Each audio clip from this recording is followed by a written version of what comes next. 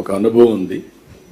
అనుభవం ఉన్నప్పుడు మొత్తం డీటెయిల్స్ తెప్పించుకొని చూస్తే అప్పటికి బైఫర్కేషన్ యాక్ట్లో గట్టిగా మాట్లాడడం అయినాయి.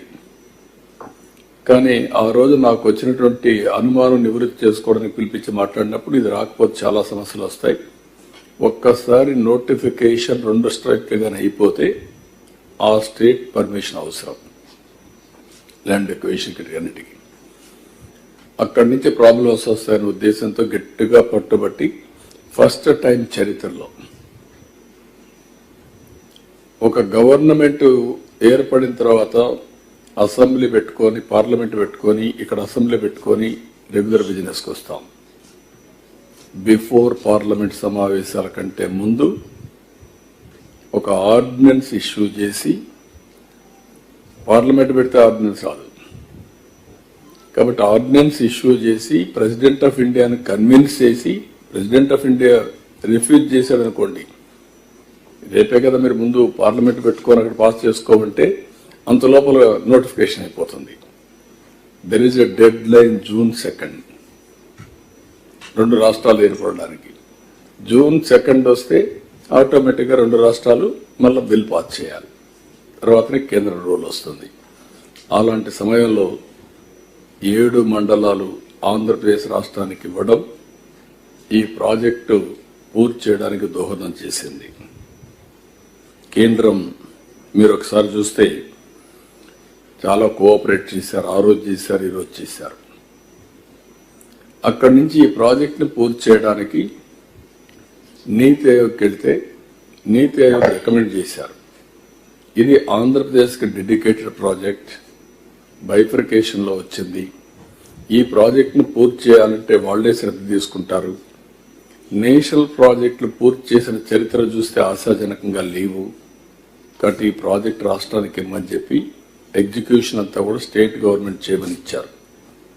దాంతో మీరు చూస్తే 73% పూర్తి చేశాం. అదే మరి ఒక్కసారి మీరు చూసిన 32,215 క్యూబిక్ మీటర్ల కాంక్రీట్ పనులు ఒక్కరోజు చేసి గిన్నెస్ రికార్డ్ ఎక్కింది. 414 రోజుల్లో 1397 మీటర్లు డయాఫామ్ వాల్ నిర్మాణం చేశాం. అప్పట్లోనే 440 కోట్లతో పూర్తి చేశాం. అదే మరి 2 కిలోమీటర్తో మొత్తం లోతు కూడా చూస్తే కొన్ని ప్లేసెస్లో 100 మీటర్స్కి వెళ్ళింది. 28 సార్లు వచ్చాను, 82 సార్లు వర్చువల్గా రివ్యూ చేశారు.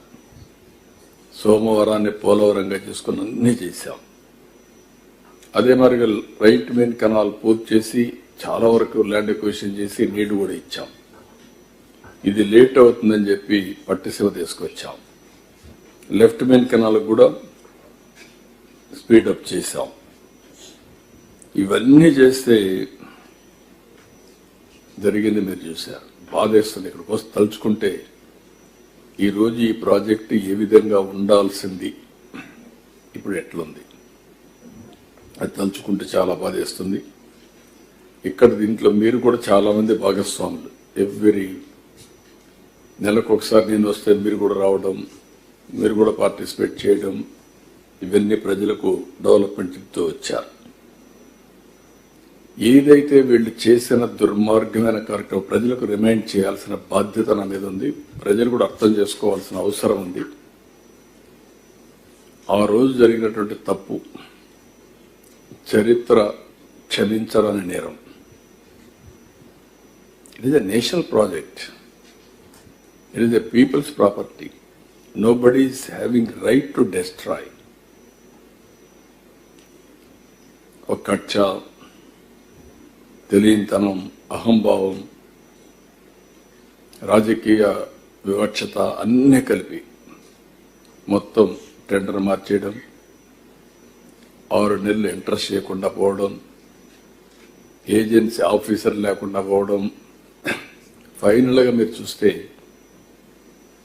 డయాఫామ్ వాల్ దెబ్బతినింది కూడా ఎవరికి తెలియదు. అలాంటి అమానుషణీయమైనటువంటి వ్యవస్థ. కాఫర్ డ్యామ్ సకాలంలో పనిచేస్తుంటే ఇంత డ్యామేజ్ అయ్యేది కాదు. ఆ ఫ్లడ్ అంతా రావడం, అక్కడ మొత్తం ఎరోజన్ అంతా కావడం, ఎక్కడ ఊహించనటువంటి డ్యామేజ్ జరిగింది. ఆ డ్యామేజ్ 5 ఏళ్లు ఏమీ చేయలేని పరిస్థితి. గడాన కేంద్రం ముందుగానే చెప్పారు, పీపీ అథారిటీ చెప్పింది, కేంద్ర ప్రభుత్వం చెప్పింది, తొందరపడద్దండి, ఇప్పటికే గడిచిన అనుభవాలు ఉన్నాయి, లిటిగేషన్ వస్తూ ఉంది, అకౌంటబిలిటీ ఫిక్స్ చేయలేకపోతున్నాం, మళ్ళీ ఫర్దర్గా మిస్టేక్స్ జరిగితే చాలా ఇబ్బందులు వస్తాయి చెప్పినా వినకుండా చేశారు. అప్పుడప్పుడు అంటూ ఉంటాను నేను, డెమోక్రసీ హాస్ పెయిడ్ ప్రైస్. ఒకసారి ఓట్లేసిన దానికి రాష్ట్రానికి జీవనాడి దెబ్బతినే పరిస్థితికి వచ్చింది. ఈరోజు ఇంటర్నేషనల్ ఎక్స్పర్ట్స్ని పెట్టారు, వాళ్ళంతా వచ్చి స్టడీ చేశారు. మన వాళ్ళైతే ఐఐటి మెడ్రాస్ చేశారు, అందరూ చేశారు. ఇది జరిగిందని ఐఐటి హైదరాబాద్ ఎస్టాబ్లిష్ చేసే వరకు బయట ప్రపంచానికి తెలియదు, ఎందుకు పోయింది కూడా తెలియదు. ఫైనల్గా వాళ్ళు వచ్చిన తర్వాత, ఈ ప్రభుత్వం వచ్చిన తర్వాత మేము పర్సూ చేసాం గట్టిగా కేంద్రంతో. ఎక్స్పర్ట్ కమిటీ అప్పటికే నామినేట్ చేశారు, అప్పుడప్పుడే వచ్చారు. వచ్చిన తర్వాత వాళ్ళు కూడా స్టడీ చేసి అన్ని విధాలు మళ్ళీ ఏం చేయాలని భర్జన పడిన తర్వాత 2-3 నెలలు ఫైనల్గా వేరే డయాఫామ్ వాళ్ళు తప్ప అది దెబ్బతింది. 4-5 ప్లేసెస్లో డ్యామేజ్ అయింది. ఇది చాలా ప్రాముఖ్యత కలిగిన ప్రాజెక్టు, ఫెరోషియస్ రివర్. ఇది ఏదైనా జరిగితే చాలా ప్రమాదం వస్తుంది. కాబట్టి no compromise, better to go new diaphragm wall. మళ్ళీ ఇప్పుడు డయాఫామ్ వాల్ కోసం అందరినీ మొబిలైజ్ చేసే పరిస్థితికి వచ్చాం. వర్క్ స్టార్ట్ అయింది. 440 కోట్ల రూపాయలతో పని అయినటువంటి డయాఫామ్ వాల్ రివర్స్ టెండర్ అనే పేరు పెట్టి రాజకీయ కక్షతో మొత్తం ప్రాజెక్టు పైన కక్ష తెచ్చుకునే పరిస్థితికి వచ్చారు. ఇప్పుడు ఒక్క డయాఫామ్ వాల్ 990 crores, 440 కోట్లు కొట్టుకొని పోయింది.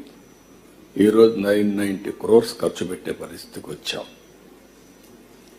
2020 కావాల్సిన ప్రాజెక్టు మళ్ళీ కేంద్రం పూర్తిగా డబ్బులు ఇచ్చి ఇవన్నీ చేసినా కూడా ఇది 2027 డిసెంబర్ పోయే పరిస్థితి వచ్చింది. దాని మీదనే ఇప్పుడు నేను రివ్యూ చేశాను. రివ్యూ చేసినప్పుడు ECRF గ్యాప్ 1 ఉంది.